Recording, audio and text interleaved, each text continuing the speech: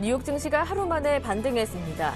전날 전 세계 증시를 강타한 중국의 신용경색 우려가 완화되고 미국의 주택가격과 소비자 신뢰지수, 내구재 주문 등 지표가 일제히 호조를 보인 게 시장에 힘을 실어줬습니다.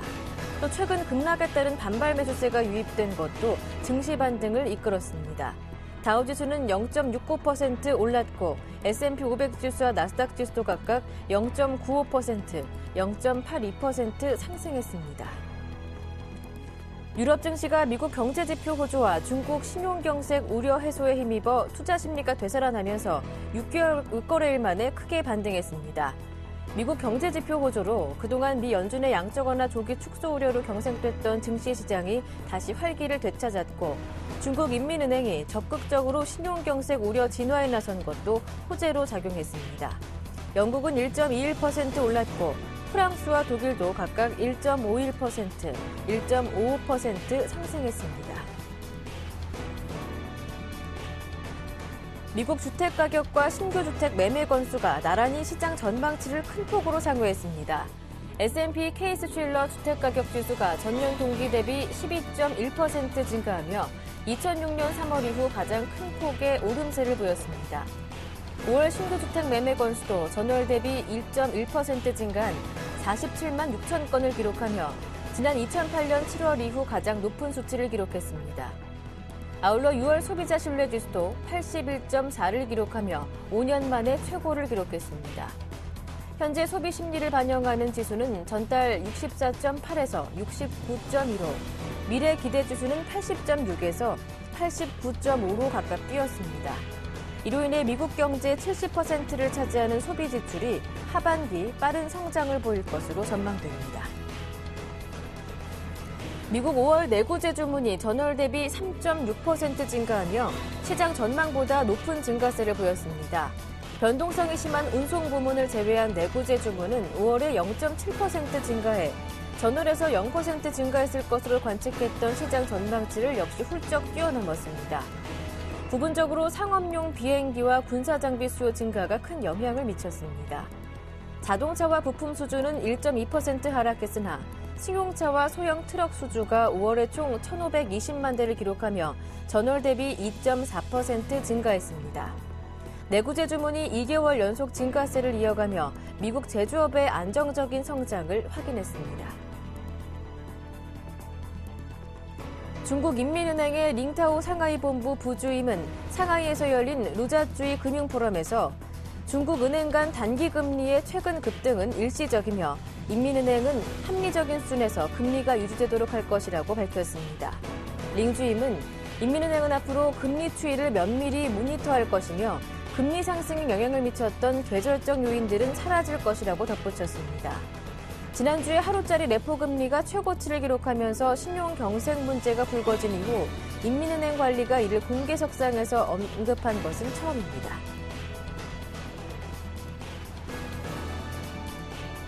마리오 드라기 유럽 중앙은행 총재는 유로존 금융시장에 대한 부양정책 기조를 유지하겠다고 밝혔습니다.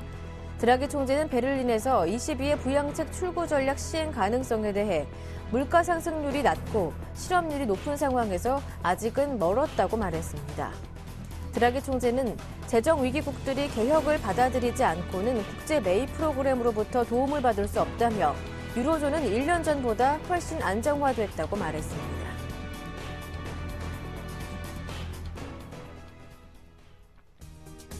안녕하세요. 굿모닝 대박예감 김보람입니다. 간밤 마감된 미국 증시와 유럽 주요국 증시는 모두 반등하며 마무리됐습니다. 간밤에 발표됐던 미국의 경제지표가 모두 좋은 성적을 내놨는데요. 내구재 주문과 주택지표, 소비자 신뢰지수까지 모두 좋은 성적을 내놓았습니다. 중국의 우려가 한층 완화됐다는 점도 호재였는데요. 중국 인민은행이 어제 유동성 문제에 대한 대책을 제시할 것으로 관측되면서 중국 증시가 막판에 낙폭을 많이 줄였었죠. 하지만 중국 증시가 낙폭을 줄였던 것은 국내 증시가 장을 마감한 이후였습니다. 결국 미국과 중국 두 가지 재료에 발목이 잡히면서 어제 코스피, 코스닥 나란히 모두 연저점을 경신하며 마무리됐었는데요. 코스닥은 5%대로 급락했었죠. 글로벌 증시가 반등을 했던 오늘, 그렇다면 국내 증시 의욕적인 반등을 오늘 보여줄 수 있을까요? 먼저 글로벌 증시 주요 이슈부터 확인하겠습니다. 굿모닝 대박 예감 1부 시작합니다.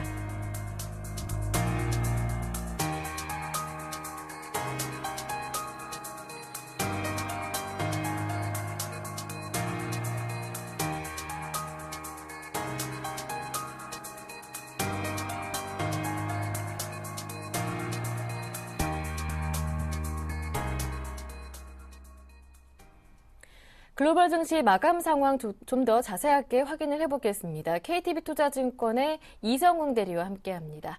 안녕하세요. 네, 안녕하십니까. 뉴욕 증시가 다시 하루 만에 반등하는 모습이었습니다. 중국의 우려가 조금 완화됐다는 것도 호재였고 무엇보다 경제 지표가 좋았던 점도 호재였다고 하던데요. 자세한 내용 짚어주시죠. 네, 어제 우리나라 증시에 크게 급락했던 모습 보여주었는데 단비 같은 그러한 좀 소식이지 않을까 생각이 들고 있습니다. 어제 같은 경우에는 뉴욕 증시가 그전에 중국의 그런 신용경색 우려에 대한 부분이 또 완화되고 또 그 미국의 양적 완화 축소에 대한 부분이 시장에 큰 영향 없을 것이라는 또 평가가 나와주면서 어떻게 보면은 그전에 좀 불안했던 부분이 좀 사그라들면서 좀 뉴욕 증시는 그나마 좀 상승세를 좀 마감하는 모습 보여주었는데요. 어제 다우지수 같은 경우에는 전일 대비해서 0.69%, 100.75포인트 상승하면서 14,760.31포인트를 기록했고요. 나스닥 지수 같은 경우에 0.82%, 27.13포인트 오르면서 3,347.89포인트에 마감을 했습니다.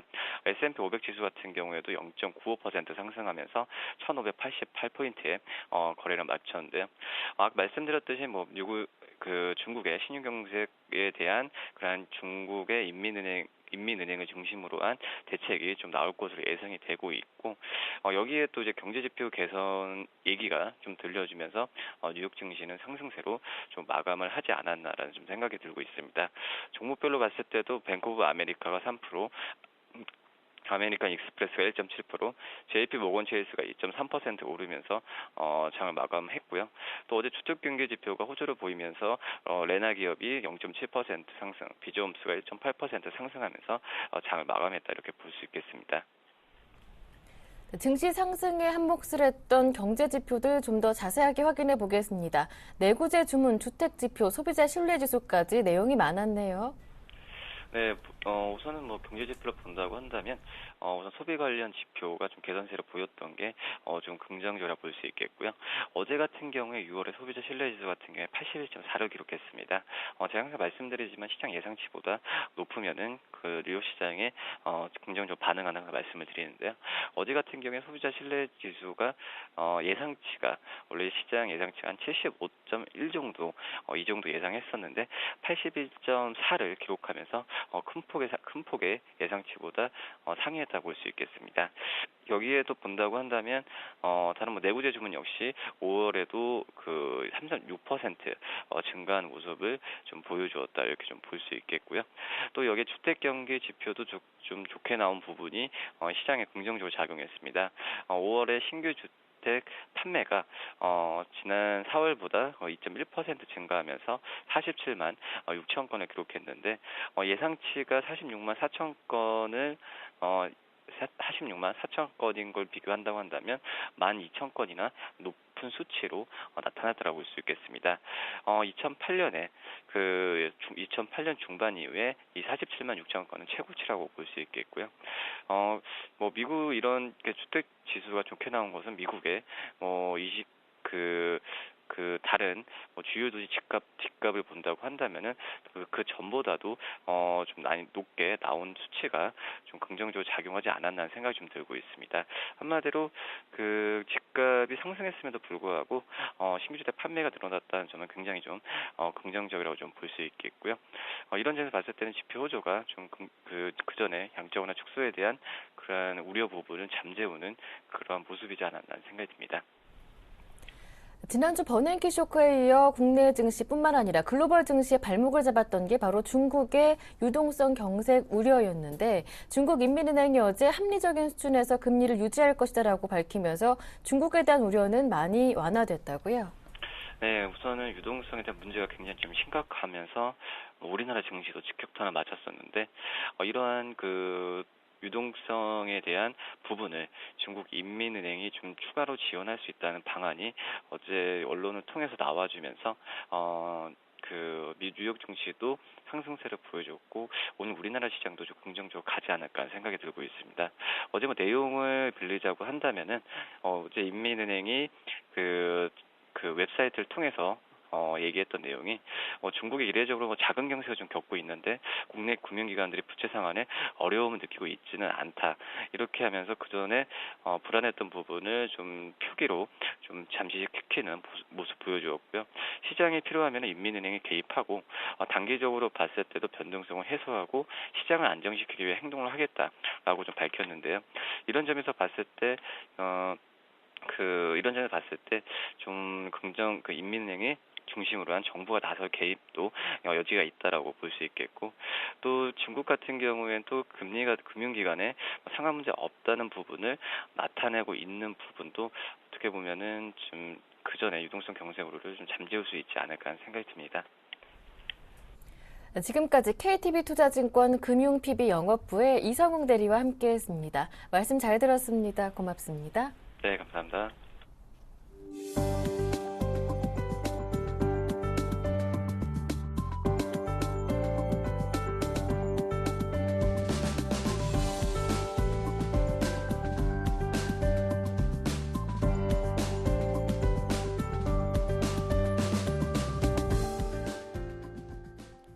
글로벌 증시 주요 이슈들을 자세하게 진단해보는 시간 갖겠습니다. 레이크쇼어 인베스터스의 이현민 이사님과 함께합니다. 안녕하세요. 안녕하십니까.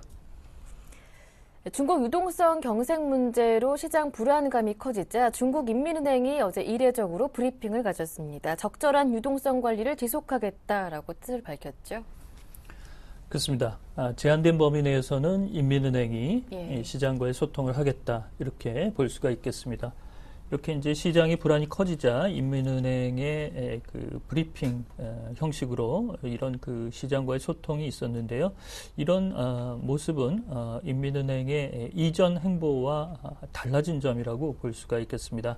어제 상하이 지수가 장중에 5.8%까지 크게 출렁이자 마감 이후에 언급이 있을 것이다 예고를 했고요. 그러면서 상해 종합지수는 낙폭을 거의 줄였습니다. 어제 1959포인트 0.19%로 낙폭을 거의 줄였고 홍콩 항생지수는 오히려 반등 추세가 나타나면서 0.21%가 상승하는 움직임이 나왔습니다. 어제 중국 인민은행의 링타오 부총재가 브리핑이 있었는데요. 금융포럼 기자회견을 빌려서 적절한 유동성 관리에 만전을 기하겠다라는 이른바 이전에 나왔던 얘기를 확인을 했지만 시장과의 소통을 가졌다는 측면에서 시장의 불안이 좀 가시는 그런 모습이었습니다. 부총재는 일시적인 자금 경색이 일부 은행 간 금리에서 나타나고 있지만 중기적인 통화정책 목표를 가져가면서 시장 안정을 꾀하겠다라는 원론적 얘기를 그대로 담았습니다. 이렇게 본다면 개혁 기조는 뭐 그대로 현재 유지되고 있지만 시장과의 소통을 가졌다. 이런 점에서 좀 의미를 부여할 수가 있겠고요. 그러면서 아시아 증시도 몸을 좀 추스리는 모습이 나타났다는 점 덧붙여 말씀을 드릴 수가 있겠습니다. 네, 하지만 중국 은행 간 금리 시장은 당분간 자금 경색이 계속될 것이다라는 불안감은 여전한 상황인데요. 그렇습니다. 저희가 이제 이 시간을 통해서 네. 자주 이제 말씀을 드렸는데요. 경제 분야는 리커창 총리가 현재 그 장악을 하고 네. 움직이고 있다라고 볼 수가 있겠고요. 개혁 기조에 후퇴는 없다라는 그 인식을 그대로 이제 시장에 다시 한번 확인을 했습니다. 그렇지만 현재 그 이달 말에 돌아오는 자금 상환 규모 이런 부분에 이제 불안한 부분이 있는데요. 아마도 인민은행이 대형 일반 은행들을 통해서 자금 경색이 나타나는 중소은행들의 은행 간 금리에서 대출 규모를 늘려주는 이런 그 플렉시빌리티, 융통성을 좀 발휘할 것으로 볼 수가 있겠습니다. 이번 시중은행, 특히 중국의 시중은행들의 일부 유동성 경색이 나타난 것은 향후 미국의 출구 전략 검토 시점이 들어간 그런 시점으로 볼 때 금융시장의 전반적인 문제점을 한번 점검해보는 그런 그 기회 요인으로 볼 수가 있겠고요. 전 골드만삭스 자산운용 대표는 미국 경제채널과의 인터뷰에서 중국의 금융 시스템의 붕괴 우려는 넌센스다 이렇게 얘기를 했는데요. 일부 막파버는 은행의 부실이 골마 터지기 일보 직전이다 이렇게 또 대척점에 있는 시각도 여전한 그런 흐름입니다.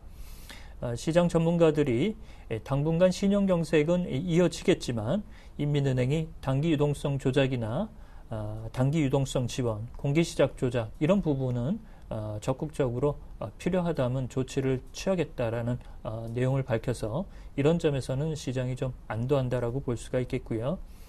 그렇지만 이 개혁 기조 때문에 인민은행이 하반기에 금리를 내리거나 지준율을 내리는 경기 부양과 비슷한 맥락의 조치는 지금까지는 좀 고려하기 힘들다 이렇게 말씀을 드릴 수가 있겠습니다. 네.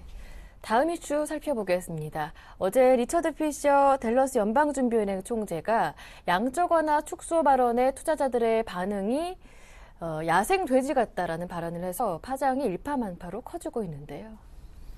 그렇습니다. Feral Hoax. 예. 그 입에 담기 좀 민망하죠. 예, 그런 그 단어를 굳이 이제 사용한 것은 워낙 이제 연준의 이 출구 전략 논란에 대해서 비난이 거세지자 선제적으로 이를 공세적으로 차단하고자 하는 의도도 있는 것으로 보입니다. 어제 리차드 피셔 그 연준 지역 연방은행 총재인데요. QE 축소에 너무 지나치게 시장이 반응하는 것이 아니냐 이렇게 얘기를 했습니다. 연준의 지나친 정책 리스크에 이렇게 시장이 반응하는 것은 바람직스럽지 않다라는 그 메시지를 전한 것으로 볼 수가 있겠는데요. 리차드 피셔 총재는 시장이 이렇게 반응할 줄 알았다라고 얘기를 했습니다. 그만큼 2009년부터 양적 완화에 크게 길들여진 이런 그 세계 증시의 모습, 그다음에 자산 시장의 변화 한 번은 이제 충격이 있을 수 있을 것으로 이제 내다봤다라고 볼 수가 있겠고요. 리차드 피셔 총재는 1992년 시장에 불안이 엄습하면서 이때 해치 펀드가 영국 파운드화의 투매 사태를 불러일으킬 정도로 비슷한 맥락이다라고 얘기를 했는데요. 그렇지만 어감이 워낙 좀 안 좋기 때문에 굳이 이런 부분을 그 메시지를 전달하고자 하는 의도는 잘 전달이 됐지만 조금 더 순화된 용어를 사용하면 좋지 않았을까. 예를 들자면 그리스펀의 의장처럼 비이성적 과열 이런 그 순화된 용어도 그 선택 지점이 아니었나 이렇게 볼 수가 있겠습니다. 이제 우리 시각으로는 내일 미국의 1분기 경제 성장률 확정치가 발표되게 되는데요. 이 점도 주목해봐야 합니다. 그렇다면 어떤 점을 중점적으로 체크해 볼까요? 그렇습니다. 예비치가 2.5, 예. 잠정치는 2.4. 네. 이제 내일 이제 확정치가 나오게 되는데요. 미국 시간으로 이제 오늘 발표가 되고 우리 시간으로 이제 내일 이 수치가 정보로 들어올 것으로 보입니다. 2.4% 유지 여부가 그 관심이라고 볼 수가 있겠고요. 예. 그렇지만 최근에 그 예비치와 잠정치가 나온 이후에 전반적으로 경제 지표가 그리 나쁘지 않게 나왔기 때문에 그 2분기 경제 성장률은 다소 올라갈 수 있을 것으로 현재 예측을 하고 있습니다.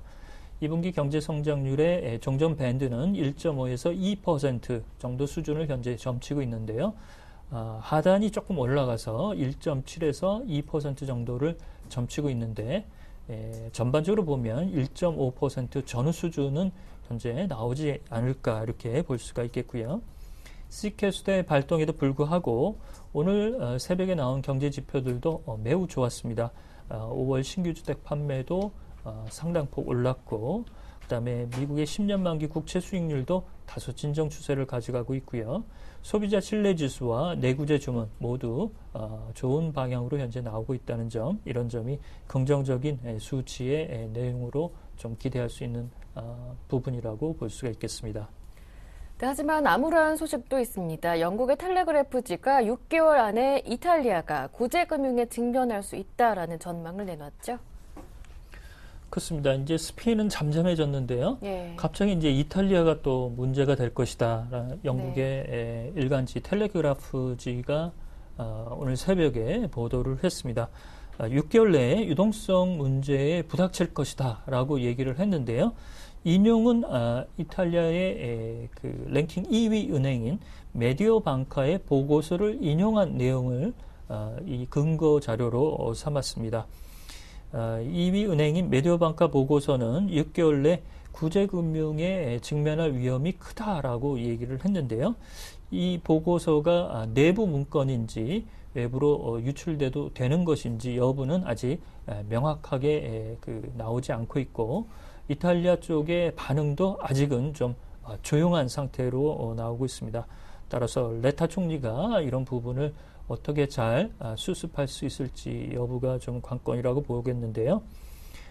전일 그 민주좌파의 연정 탈퇴 이런 부분 때문에 그리스의 연정에 불안정성이 좀 나타났지만, 이런 부분이 빨리 봉합이 되는 분위기로 들어간다면 현재 이탈리아 문제도 출구 전략 이런 부분에 영향이 좀 있는 것으로 보입니다. 이탈리아 쪽의 반응을 조금 더 봐야 될 것으로 볼 수가 있겠습니다. 네, 결국 이탈리아 은행의 유동성 위기 지수가 위험 지수 수위를 넘어서 유로존 위기로 불거질 것이다라는 의견인데요. 그렇습니다. 그 내부 문건이 이탈리아에 있는 주요 은행에서 나온 보고서라는 것이 그 조금은 좀 우리가 이제 이 문제를 좀 심각하게 들여다볼 수 있는 것으로 볼 수가 있겠는데요. 현재 메디오방카 보고서는 시중의 유동성 위험이 좀 크고 106개 주요 기업들이 부도 위험이 커질 수 있다라고 얘기를 하고 있고요. 산업 생산이 10년 전보다 25%나 하락이 됐고 7개월 연속 경기 후퇴 국면이 나타나고 있다는 점, 이런 점에서 6개월 내 경제 체질을 좀 돌릴 수 있는 개혁과 경기 부양 기조 이런 부분을 좀 호소했다라고 볼 수가 있겠습니다. 네, 말씀 잘 들었습니다. 지금까지 레이크쇼어 인베스터스의 이현민 이사님과 함께했습니다. 고맙습니다.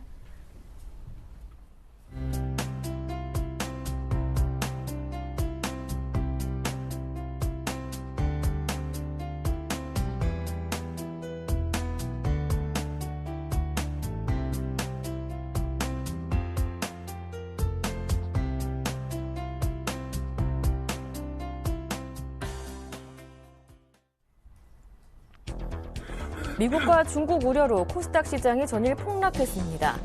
5% 넘게 전일 급락하며 2월 초 이후 처음으로 다시 500선 밑으로 추락했는데요. 추가 하락 우려에 개인이 적극적으로 투매에 나서는 모습이었습니다. 코스닥 하락 어디까지일지 집중 진단해드리겠습니다. 오늘장 전략 시간 골든이글 투자자문의 정태근 팀장님과 함께하겠습니다. 안녕하세요. 네, 반갑습니다. 어제 코스닥 깜짝 놀라셨을 겁니다. 5% 넘게 급락하는 모습이었는데 기관이 급격하게 매도를 하다가 개인 쪽에서 팔기 시작하니까 급격하게 또 다시 매도 규모를 줄이는 모습이더라고요. 결국 추가 하락에 대한 우려 때문에 개인들이 투매에 나서는 모습이었는데요. 앞으로 코스닥 시장 반응 어떻게 보시는지요? 네. 일단은 뭐 최근에 변동성이 좀 커지고 있다는 부분들, 그리고 개인 투매가 나왔다는 것들이 아마 조금은 그래도 이제 바닥에 대한 신호가 조금 나오고 있는 것이 아닌가 이렇게 봐야 될 것 같습니다. 일단 과거 두 번의 어떤 사례를 좀 보게 되면서 과거에는 어떻게 바닥을 좀 잡았는지 한번 살펴보고요. 그리고 난 이후에 최근에 어떤 유사점이 있는지도 한번 살펴보는 게 좀 좋지 않겠나 생각을 하고 있습니다. 일단 먼저 뭐 보고 싶은 부분이 잘 아시겠지만 2011년 8월 달에 미국의 신용등급이 하향 조정이 되게 되면서 급락이 있었습니다. 그래서 그때 당시는 어땠는지 한번 좀 보도록 할게요. 미국의 신용등급 하향 조정이 있게 되면서 코스피와 동반 급락이 있었습니다. 코스피 같은 경우에도 550포인트가량 하락을 했었고요. 지금 코스닥 같은 경우에도 545포인트에서 410포인트까지 135포인트가 이때 당시에 급락을 했었습니다. 코스피가 550포인트가 급락을 했음에도 불구하고 코스닥은 저점 기준인데요. 저점 기준을 봤을 때는 135포인트, 그리고 종가 기준을 봤을 때는 105포인트 정도 급락을 했었습니다. 그래서 외국인이 8월 2일부터 8월 9일까지 105포인트가 급락을 하게 되면서 1,800억가량 매도가 있었는데요. 이 부분을 9월 26일 그리고 10월 5일까지 확대를 시켜본다면은 6,800억 그리고 7,200원에 상당히 큰 매도가 나왔다는 겁니다. 자, 어떤 섹터를 파는지 좀 보도록 할게요. 1차적으로 IT 하드웨어 쪽에서 522억 정도 매도를 했었는데, 특히나 반도체 섹터에서 419억 정도 매도가 나오게 되면서 상당히 많은 매도가 나왔습니다. 그리고 중요한 것은 IT 소프트웨어 쪽에서도 491억, 디지털 컨텐츠는 419억 정도 매도가 나왔는데, 디지털 컨텐츠 같은 경우에는 게임 섹터라 좀 보시면 될 것 같아서 모바일 게임주 중심으로 매도가 나왔었다는 부분들 참고해 보시고요. 어쨌든 IT 그리고 게임주 쪽에서 대량의 매도가 나왔다는 부분들이고요. 그리고 중요한 것은 410포인트까지 급락하는 8월 5일부터 8월 9일까지 이때 당시에 개인들이 1176억 정도 투매가 나오게 되면서 바닥을 다졌다는 겁니다. 그래서 이 화면에서 기억하셔야 될 부분은 135포인트 급락과 그리고 8월 5일부터 8월 9일까지 개인들이 1176억 정도 투매가 나왔다는 부분들 좀 기억을 하시기 좀 바랍니다. 자, 그래서 다음 화면 좀 보도록 할게요. 다음 화면은 언제냐면 올해 작년 3월 달입니다. 작년 3월 달 기준으로 봤을 때 2월 27일부터 5월 18일 정도인데요. 이때 당시에 그리스 사태에 대한 얘기도 있었지만 그 이전부터 코스닥이 하락이 나왔었기 때문에 1차적으로는 스마트폰 부품주, 그러니까 갤럭시 S2로 비롯됐던 스마트폰 부품주들의 1차 하락이 나오게 되면서 고점 형성이 됐었는데요. 자, 이때 당시에도 545포인트에서 445포인트까지 하락을 하면서 100포인트가량까지 급락이 나왔습니다. 이때 당시에는 외국인 쪽보다는 기관 쪽에서 매도가 나왔는데요. 기관은 4,989억을 매도를 하게 되면서 상당히 큰 매도가 나왔습니다. 그래서 이때 당시에도 매도를 했던 섹터를 좀 보게 된다면 이때 당시에는 IT 소프트웨어, 즉 인터넷 섹터에서 1,448억 정도 매도가 나오게 되면서 1,563억 정도 매도가 나왔었습니다. 그리고 중요한 것은 IT 하드웨어 쪽에서도 428억 정도 매도가 나왔었는데, 특히나 IT 부품주, 그러니까 스마트폰 부품주라 보면 되겠죠. 요때 요 섹터에서 447억 정도 매도가 나오게 되면서 시장에 큰 충격을 받았었고요. 제약 섹터, 특히나 바이오 섹터에서도 마찬가지로 1,200억 정도 매도가 나왔습니다. 자, 중요한 것은 5월 18일 날 445포인트에서 바닥을 잡았는데, 이때 당시에도 5월 17일 그리고 5월 18일 날 보게 되면은 개인들의 430억가량 투매가 나왔다는 겁니다. 자, 2011년 그리고 2012년 두 어떤 과거 사례 공통점은 뭐냐면은 100포인트가량 급락이 나왔고, 급락의 끝자락에는 개인들의 투매가 나왔다는 겁니다. 자, 작년 8월달 같은 경우에도 1,176억 정도 매도가 나왔고, 그리고 2012년 5월 18일 같은 경우에도 현재 430억 정도 투매가 나왔는데, 자, 요 두 가지를 기억하시면서 지금도 잘 보도록 할게요. 지금 가장 최근인데요. 최근에 와서 미국의 양적 완화 축소 우려감 때문에 지금 현재 시장이 좀 급락을 하고 있습니다. 그렇다면 지금 현재 시점에서 어떤 현상이 좀 발생이 되고 있는지도 마찬가지로 연결해서 좀 보도록 하겠습니다. 제가 앞 화면에서 100포인트가량 급락을 했고, 그리고 개인들 쪽에서 430억가량 투매가 나왔다고 말씀드렸는데, 자, 지금도 잘 보세요.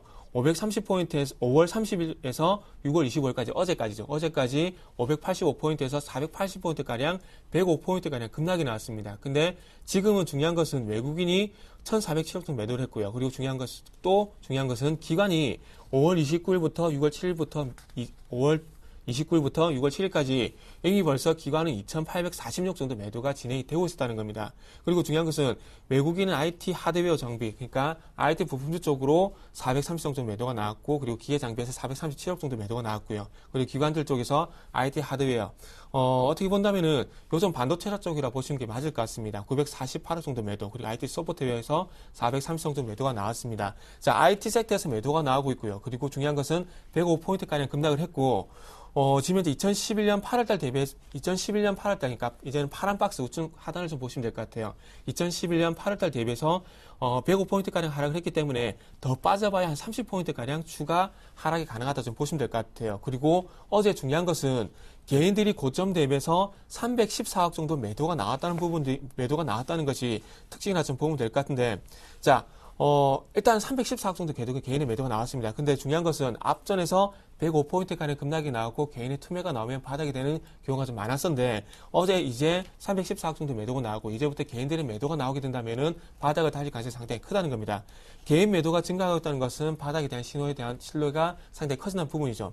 자, 2011년과 그리고 2012년 두 가지 사례를 보여드렸고요. 그리고 지금도 보시면 아시겠지만은 105포인트가량 급락을 했고 개인들이 현재 314억 정도 어제 매도를 하게 되면서 시장이 폭락이 나왔다는 겁니다. 자, 그러면서 중요한 것은 화면을 더 볼 건데요. 어제 매매 동향을 제가 좀 같이 볼 겁니다. 매매 동향을 좀 같이 볼 건데, 제가 어떤 부분을 보여드리려고 하냐면은, 자, 어제 같은 경우에도 지금 현재 노란색 선을 보시게 되면은 이게 개인들의 수급 동향이고요. 그리고 초록색 선이 기관의 수급 동향입니다. 자, 이 화면을 보면서 우리가 알 수 있는 부분은 어떤 것이냐면, 장 막판에 개인들의 매도가 나왔고, 그리고 기관의 매수가 들어오면서 시장이 급락이 나왔다는 겁니다. 자, 제가 그 2011년과 2012년 사례를 보여드리게 되면서 개인들의 매도가 나온 시점에서 바닥을 다진 경우가 많다고 말씀했는데, 어제 같은 경우에 5% 정도 코스닥이 급락이 나오게 되면서 중요한 것은 개인들의 매도가 나왔다는 부분이죠. 그렇다면 지금부터 개인들의 매도가 추가적으로 유발이 되게 된다면 바닥을 다질 가능성이 상당히 크다는 부분입니다. 그래서 더 중요한 것은 440포인트를 깨지 않을 가능성에 대한 부분도 좀 염두에 두시는 게 좀 좋을 것 같아요. 자, 지금 4장의 사진 파일, 그러니까 PPT 화면을 보여드리면서 지금 과거 사례를 좀 보여드리는데, 제가 말씀드리고 싶은 부분은 과거 두 번의 어떤 사례와 유사점을 찾아봐야 되는데, 이 과거 두 번의 사례와 유사점은 최근에 와서 변동성이 커지고 있다는 부분들, 그리고 개인들의 매도가 나오고 있다는 부분, 이 두 가지 사례를 볼 때 바닥에 거의 임박한 것이 아닌가, 추가적인 하락이 거의 임박한 것이 아닌가, 여기에 대한 신뢰성을 조금은 가져야 되는 것이 아닌가 생각을 하고 있습니다. 자, 제 말이 조금 신빙성이 떨어진다면은 과거 사례를 오늘 한번 찾아보십시오. 2011년 8월 19일, 그리고 2012년 5월 18일 날 변동성이 커지게 되면서 시장이 급락이 나왔습니다. 코스닥 시장이 급락이 나왔고요. 그리고 중요한 것은 마찬가지로 개인들이 투매가 나왔는데, 어제 5% 정도 급락을 했고요. 그리고 개인들의 매도가 나오고 있습니다. 그렇다면 한 번이라든지 두 번 정도의 투매가 더 나오게 되고 변동성이 커지면서 급락이 나오게 된다면은 바닥을 다질 가능성이 상당히 크다는 겁니다. 그리고 제가 보기에는 440포인트 전에서 끝날 가능성이 있고요. 그래서 요 사례들을 기억을 하시면서, 그리고 오늘 말씀드린 내용들을 기억을 하시면서, 이제부터는 그 시장이 급락이 나온다고 해서 겁을 먹을 것이 아니라, 이제부터는 조심스럽게 바닥에 대한 어떤 징후도 조금은 대비도 좀 하셔야 되겠다, 이렇게 정리를 해보도록 할게요.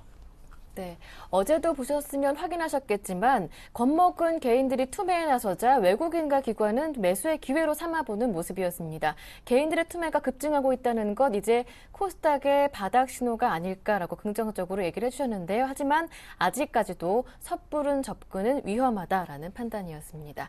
지금까지 골든이글 투자자문의 정태근 팀장님과 함께했습니다. 말씀 잘 들었습니다. 고맙습니다. 네, 감사합니다.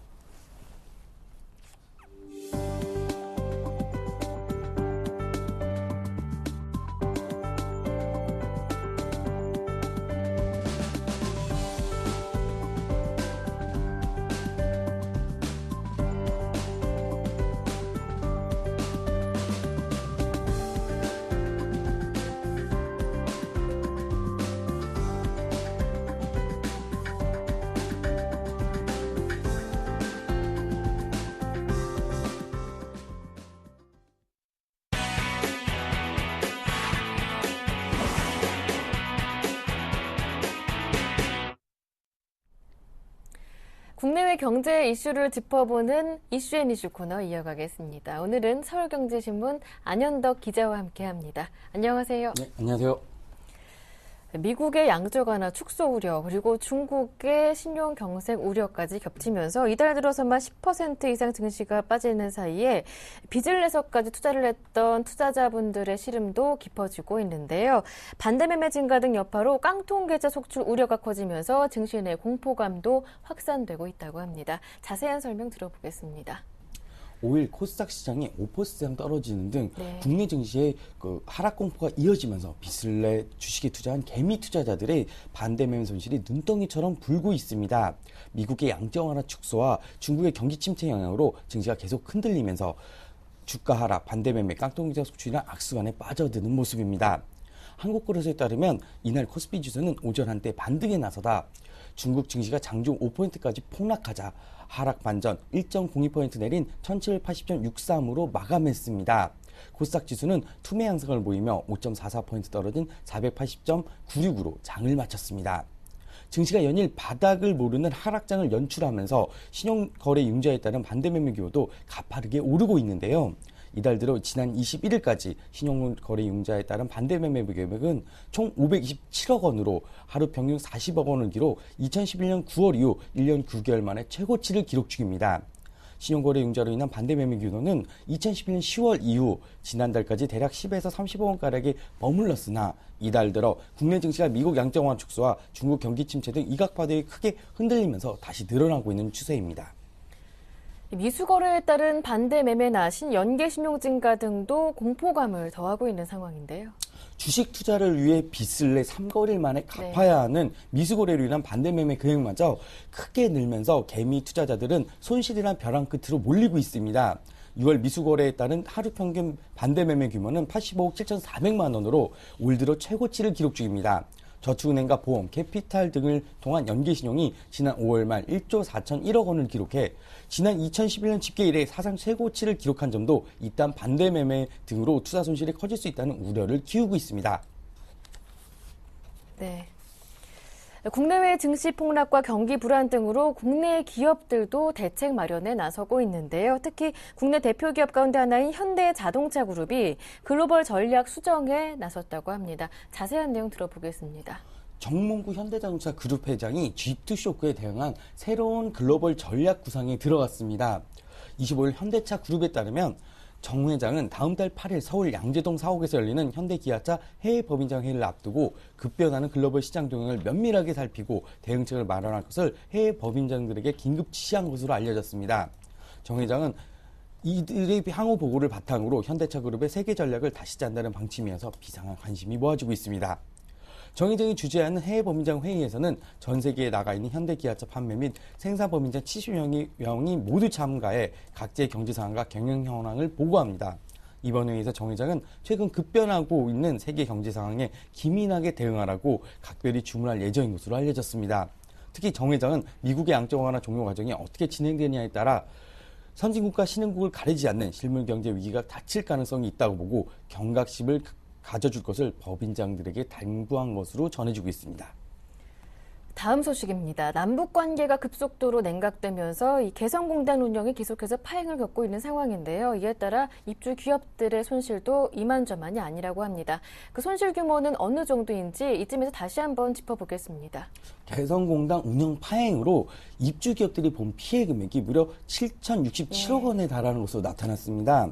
통일부 관계 당국자는 25일 통일부 국세청, 중기청 등 관계부처 과장 및 기업 추천 전문가들로 구성된 평가자문위원회를 통해 조사한 결과 개성공단 입주기업의 피해 금액은 7,067억 원으로 나타났다며 입주기업들이 신고한 금액인 1조 566억 원과 정부 산출 금액이 차이가 나는 이유는 해당 기업들이 증빙자료를 제출하지 못했거나 이들 자료가 불분명했기 때문이라고 밝혔습니다.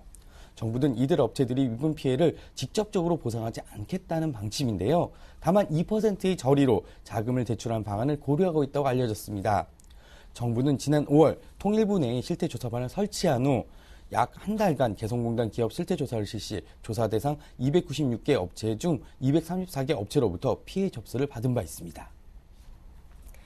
교육비, 가계비 가장 큰 부담 요인 중 하나로 꼽히고 있는데요. 그런데 우리나라의 공교육비 이 수준이 세계 최고라는 집계가 나왔다고 합니다. 자세한 내용 들어볼게요. 우리나라 공교육비 가운데 민간 부담률이 예. 13년째 경제협력개발기구 회원국 가운데 1위를 기록했습니다. 25일 OECD가 발표한 2013년 교육지표 조사 자료에 따르면 한국은 국내 총생산 대비 공교육비가 7.6%로 OECD 회원국 가운데 중에서 덴마크, 아이슬란드에 이어 세 번째로 높았습니다. 특히 GDP 대비 공교육비 지출 가운데 민간 부담률은 2.8%로 2001년 이래 13년째 한국이 1위를 차지했습니다. 뒤이어 칠레와 미국, 캐나다, 호주, 이스라엘, 일본 등 순이었습니다. 우리나라는 초, 중, 고교는 물론이고 대학 이상에서도 민간 부담률이 높았는데요. 초중고의 민간 부담률은 GDP 대비 0.9%였고 대학 이상은 1.9%로 모두 1위를 차지했습니다. 네, 지금까지 서울경제신문의 안현덕 기자와 함께했습니다. 말씀 잘 들었습니다. 고맙습니다. 예, 감사합니다.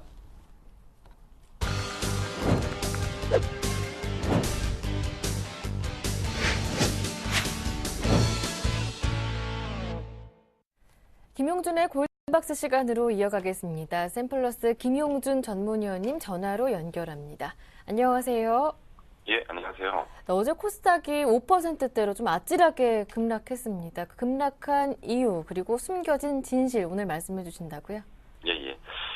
일단 앞부분에서 이제 뭐 코스닥 긴급 진단이 좀 있어가지고 중복되지 않는 범위 내에서 좀 얘기를 좀 해보도록 하겠습니다. 일단 코스닥이 지금 낙폭이 최근에 한 이틀 동안 굉장히 급하게 좀 나타났던 부분들이 있었는데요. 그 코스닥이 그 낙폭이 지금 시작됐던 가장 큰 이유는 일단은 제일 처음에 진행됐던 것은 기관의 포트폴리오 교체에서 나타났던 기관의 투매가 먼저 좀 진행이 됐었던 부분이었는데 최근에는 그 코스닥의 낙폭의 실질적인 이유들은 제일 처음에 이제 그 미국 쪽이 먼저 문제가 좀 됐었죠.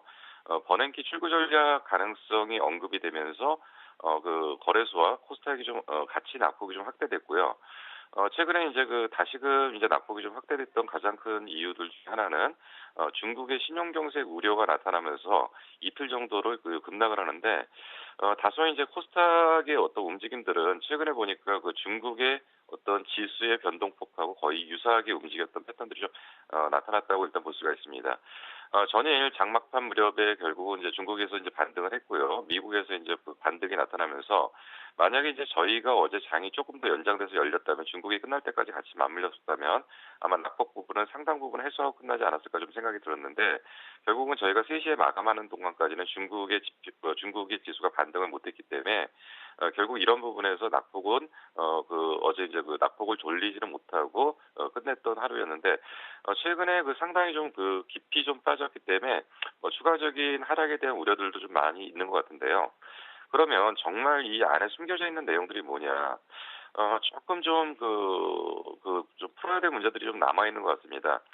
제일 처음에 이제 국내 증시가 하락을 할 때 먼저 그 삼성전자라는 종목을 가지고서 외국계 보고서가 나오면서 이쪽이 그 매도가 그 집중되는 상태에서 지수가 하락하면서 코스닥이 조금 더 낙폭이 좀 커지긴 했는데 결국 이 부분은 단순하게 어떤 삼성전자의 하나의 문제로 놓고 보기보다는 파생과 연결된 부분일 가능성이 좀 상당히 심하다는 거죠.